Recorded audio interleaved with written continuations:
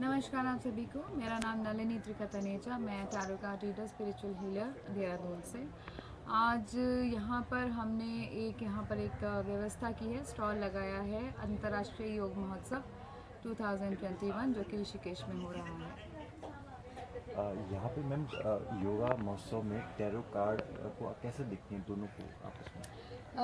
बहुत ही नज़दीकी से जुड़े हुए हैं दोनों, इसलिए जुड़े हुए हैं क्योंकि ये एक स्पिरिचुअल प्रोग्राम है और जो भी बहुत बड़े बड़े संत, बहुत बड़े बड़े महापुरुष यहाँ पर ऑनलाइन मैंने देखा है प्रवचन दे रहे हैं।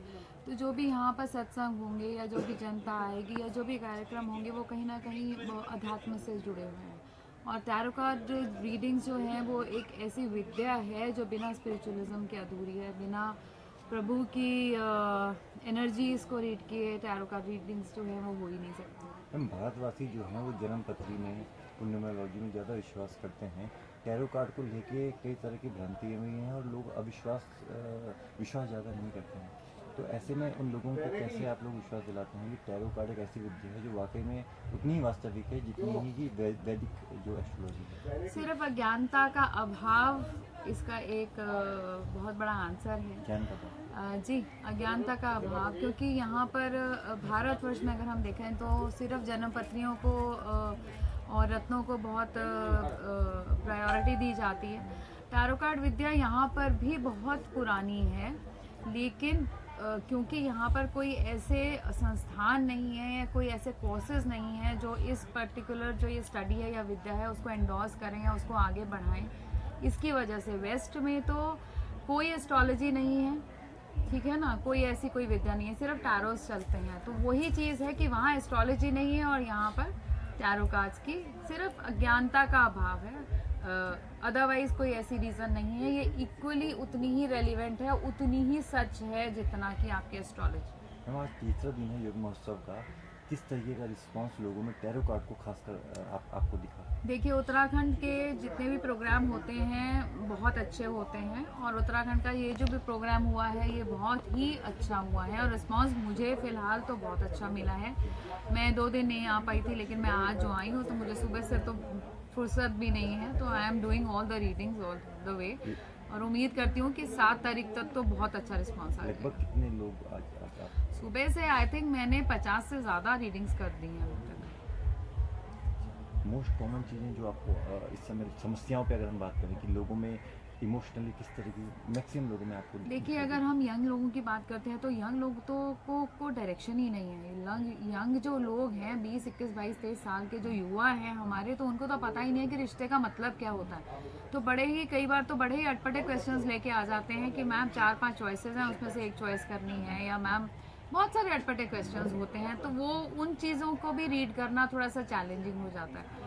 और जो बहुत ज़्यादा ओल्ड एज में है उनकी रीडिंग्स भी हमेशा टैरो कार्ड रीडिंग्स, क्योंकि वो अपनी ज़िंदगी एक पूरी जी चुके होते हैं, तो उनमें कोई प्रोग्रेस का बहुत ज़्यादा जो है वो रह नहीं जाता कि उनकी लाइफ आगे प्रोग्रेस करेगी। तो लेकिन जो बीच के हैं, जो मिडिल पीपल हैं, 25 साल से लेकर 55-60 साल तक के, जो ये पूरी कैटेगरी है, इसमें जो एनर्जीज लेवल का जो आना और जाना, इन एंड आउट जो होता है वो बहुत फ्रीक्वेंट होता है। मैम एक और मैं बीच में बोलना चाहूँगा कि अभी पोस्ट कोरोना पीरियड को लेकर खासकर यूथ में और वर्किंग प्रोफेशनल कह लीजिए, ये बहुत ज़्यादा इफेक्टेड हैं क्योंकि साइकोलॉजिकली वो लोग काफ़ी ज़्यादा शॉक्ड हैं कई लोग। तो इस तरह के भी कोई केसेस आपके पास आए हैं जो पोस्ट कोरोना के? बहुत खूबसूरत केस आया था। मैं एक ग्रुप में 2020 फरवरी में मैं लाइव सेशंस कर रही थी, तो वहाँ पर मैंने आई डोंट नो, वहाँ पे स्टार्टिंग ही हुई थी कोरोना की, तो किसी ने मेरे से ऐसे पूछा था कि मैम कोरोना एंड कब होगा। तो जब मैंने देखा था तो मेरे मुंह से निकला था, वो मेरे पास अभी भी है वीडियो अगर आप देखना चाहें तो, कि सितंबर अक्टूबर तक जो है इसका भय समाप्त हो जाएगा और 2021 जून तक ये पूरी तरह इराडिकेट हो जाएगा। और वो टच वुड, मैं बड़ा वो नहीं करती हूँ, लेकिन वो चीज़ें बिल्कुल सही हुई। सितंबर आते आते, अक्टूबर आते आते लोगों के मन से ये हो गया कि हाँ ठीक है कोरोना है, लेकिन उसका भय बाहर आ गए लोग सारे के सारे। युवाओं में कोई फ़र्क नहीं पड़ा है सर, ऐसा कुछ नहीं है। युवाओं की अपनी समस्याएं इतनी हैं, कोरोना से रिलेटेड उनके इतना ज़्यादा इफेक्ट उनके अंदर नहीं हुआ है।